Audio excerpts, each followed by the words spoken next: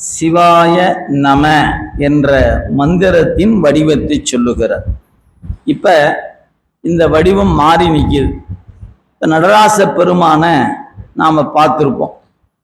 அதுல வலது புறத்துல அவருக்கு மொத்தம் 4 கரங்கள். அதுல வலது பக்கத்துல 2 கரம் இருக்கும். ஒரு கையில உடுக்கை வைத்திருக்கிறார். அதுக்கு பேரு துடி என்று பெயர். துடி என்ற சொல்லுக்கு உடுக்கை அப்படின்னு பேர்.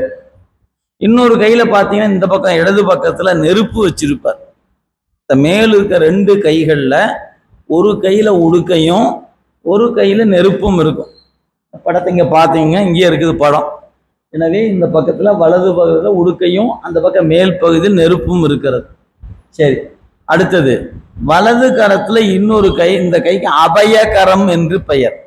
அபயகரம் அப்படின்னு அர்த்தம், நான் இருக்கேன் கவலைப்படாத, அஞ்சல் அப்படின்னு சொல்லுகிறார். அதனால நீங்க கோயில போனீங்கன்னா அம்பாள் சன்னதியில பெரும்பாலும் அம்பையினுடைய வடிவத்தை பார்த்தீங்கன்னா 4 கரங்களோடு அம்மா இருப்பாங்க.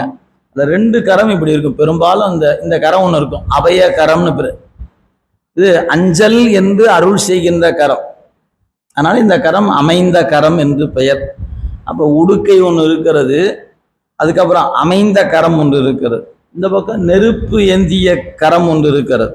இன்னொரு கை பார்த்தீங்கன்னா இடது பக்கத்திலிருந்து வலது பக்கமா அப்படி வந்து அப்படியே கீழே அப்படி தொங்க விட்டு இருக்கிறது.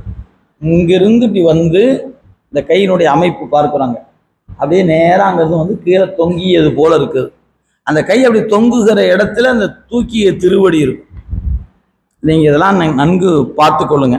அப்ப அந்த இடதுபுறத்திலிருந்து வலதுபுறம் நோக்கி வந்திருக்கிற கைக்கு பெயர் வீசுகரம் என்று பெயர். அது எதுனா வா என்கிற எழுத்து. அப்ப இந்த உடுக்கை இருக்கு பாருங்க, அது சி. உடுக்கை வந்து சி. இந்த பக்கம் இடதுபுறத்திலிருந்து வலதுபுறம் நோக்கி வந்து வளைந்த கையாக இருக்கு பாருங்க, அது வகரம். அமைந்த கரம் இருக்கு பாருங்க, அது யகரம். அமைந்த கரம் என்பது யகரம்.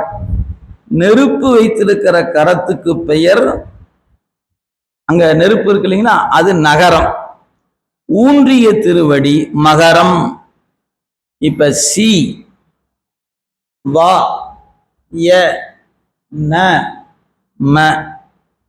முன்ன எப்படி பார்த்தோம், ந ம சி வா ய, ந ம சி வா ய.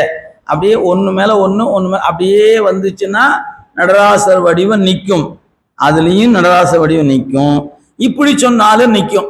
இப்படி சொல்லும்போது சி உடுக்கை, வீசுகரம் வா, அமைந்த கரம் யா, நெருப்பேந்திய கரமானது நகரம், ஊன்றிய திருவடி மகரம்.